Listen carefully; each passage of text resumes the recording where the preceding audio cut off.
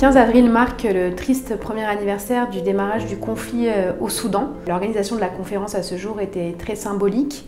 Aujourd'hui, à un an de conflit, on a une situation humanitaire sans précédent pour le pays. Plus de 9 millions de personnes qui ont dû fuir leur foyer, dont 2 millions en dehors des frontières du Soudan.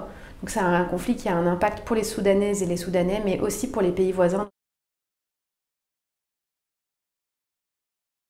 C'est une crise qui est sous-médiatisée au regard de l'ampleur des besoins et de la catastrophe, donc c'était important de la remettre sur l'agenda politique et l'agenda des journalistes également. Il y a eu un effort collectif de la part des chefs d'État de mettre plus de 2 milliards de promesses d'investissement sur l'aide humanitaire pour l'année 2024. Donc on peut saluer cet effort, même si on attend qu'il soit réellement suivi d'effets.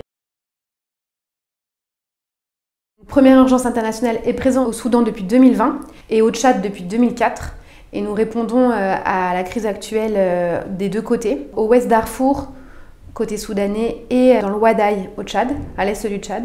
Et nous avons également des activités à l'est du Soudan. Donc nous sommes toujours présents sur le terrain et nous continuons à délivrer les services de santé, nutrition et soutien psychosocial.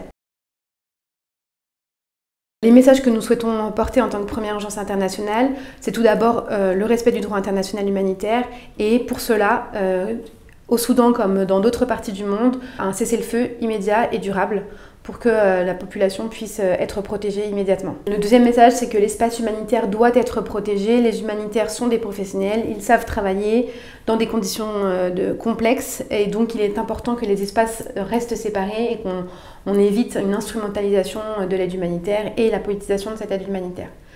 Le dernier message que nous souhaiterions faire passer, c'est que c'est une crise qui a un impact régional énorme. Donc la réponse doit être régionale et elle ne peut pas se faire sans la société civile soudanaise, à qui nous devons bien plus que ce qui est en train de se dérouler.